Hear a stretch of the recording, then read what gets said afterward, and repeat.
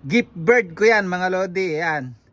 Ayan, pang gift bird ng Unulo. Binigyan mo na nga ng kalapati. Pag hindi nag-perform yung ibon na binigay mo, sisisihin ka pa. Ayun ang masakit.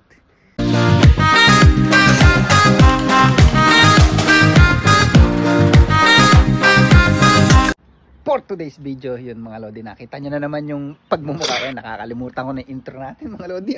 Ayan, oh. Dito tayo sa loob natin. Ayan. Nakikita nyo ba yan mga lodi? Ayan. Ayan, tinan nyo. Teka, ayusin natin. Dito. Ayan, yan. Ayan. Dito. Ayan. Nakikita nyo ba yan mga lodi? Gift bird ko yan mga lodi. Ayan. Ayan, pang gift bird ng Unulo yan. Meron kasi tayong nakilala. Meron ako nakilala sa party last 2 weeks yata yun. Bata pa siya. Tapos parang galing siyang Pilipinas, kararating niya rito sa New Zealand. Hindi ko alam kung ano yung buong kwento. Pero parang viewers natin siya ngayon. So kung nanonood ka ngayon, yung batang nakilala ko kay Boss Jumel na birthday party. Ayan, para sa iyang ibon na yan. So kung gusto mo, i-message mo ko kaya si Boss Jumel para makuha mo tong ibon na to mga lodi. Ayan, ayun yan mga lodi. Para makuha mo tong ibon na to. Ayan, sayong-sayo na yan, pang start. And then, nakausap ko na rin yung tropa dun sa South Auckland na Pinoy din. At meron silang clock doon mga lodi. Parang yung club nila bumili na ng clock kasi mahal yung clock talaga, mga nasa $800. Tapos ngayon, parang payag silang hulugan lang yung clock, baka parang $5 a week, di ko alam. Basta, yun, bibigay ko na lang yung contact nung tropa doon sa South Auckland, yung club nila. Yun ang kagandahan sa club nila kasi bumili na ng benzing clock. Uhulug-hulugan mo na lang, hindi masakit. So hindi ko lang alam kung magkano nila pahulog-hulugan. Ayan, gandang ibon mga lodi. Yan oh. Ayan. Ayan, salamat pala sa nag-sponsor na itong ibon na to. Ayan. Sayong-sayo na yan. Ayan, gift bird. Ayan, kauna-unahang gift bird ng Unulo mga lodi oh. Ayan oh. Ayan oh. Pakaganda mga lodi. Ayan, gift bird ng Unulo. So antayin natin kung magme-message siya, pero minessage ko na si Boss Jumel na kuhanin to para ayan, magawa niya ng loop. Kahit malilit lang kulungan, honestly. Hindi mo kailangan ng kulungan. Kaya bili kayo ng dog cage na malaki. Kung nanonood kayo kay Kalapati Channel, dito rin yung sa New Zealand, yung si Kalapati ni Jello. Ayan, yung channel niya, sa YouTube channel niya, sa Facebook. Nagre-race yun mga lodi, nakalagay lang dyan sa dingding yung kulungan ng kalapati niya. Tas dog cage, siguro mga, ang laki nun, siguro mga 2 meters by 1.5, mga ganun yung laki nun.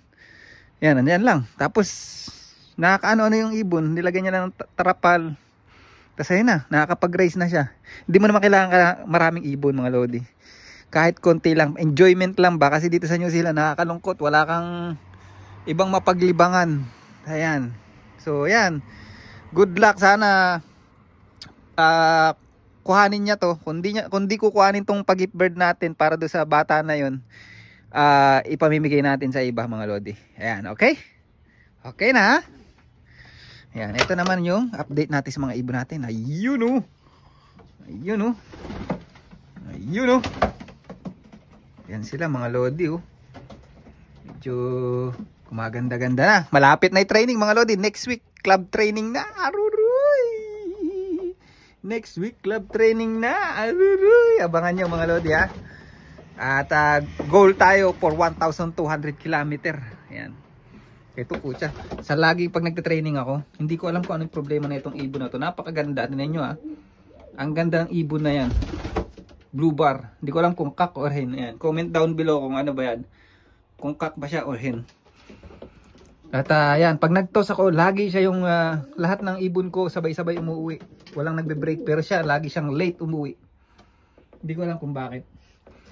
Nung nakaraan pala, merong nag-comment sa isang vlog ko. Sabi niya, sa Christchurch daw, pinamimigay lang yung ibon.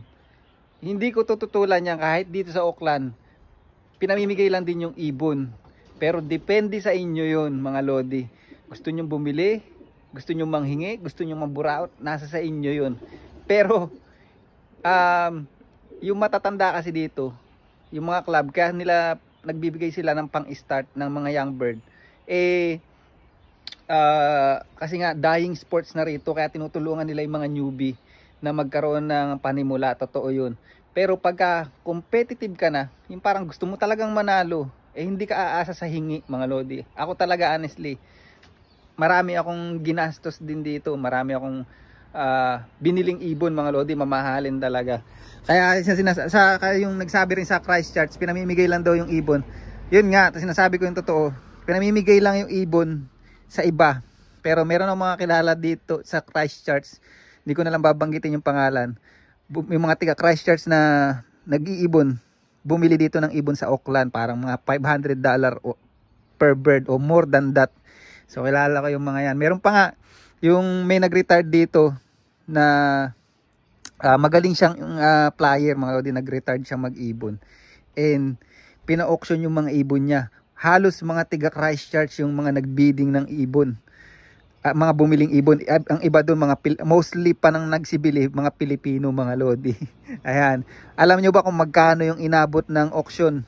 Lahat yung kinita ng auction na yun, $20,000. Ang kinita daw, ha? Ayun ang dinig-dinig ko. Hindi kasi ako nagpunta sa auction na yun. Pero, yun nga, hindi ko masasabing lahat. Meron talaga, nasa sayo na lang. Meron nagbibenta talaga ng mahal, ng mura. Meron $20, $50, $100, $500. It depends to you if you gonna buy a bird. Yan. Parang parehas lang sa Pilipinas. Nasa sayo kung bibili ka ng netoy, ng medyo okay, yung okay na okay, at yung pinaka okay. Nasa sa inyo kung bibili ka. Ganun din dito sa New Zealand. Yan, kaya wag sabi nung isa, siguro yun, happy lang siya sa mga ganun na kasi may rami talaga. Ako rin nung una diyan ako nagbibili ako, tapos nabuburaot na, pero syempre ngayon iba na bumibili ka rin kasi ng patuka. Ang mahal na ng patuka, ang masakit pa yung iba minsan pag binigyan mo, tapos binigyan mo na nga ng kalapati. Pag hindi nag-perform yung ibon na binigay mo, sisisihin ka pa. Ayun ang masakit.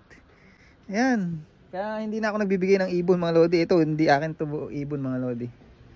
Okay? So, dito ko na rin yung vlog na to, mga lodi. Sana pick upin tong ibon na to. Alright? Bye.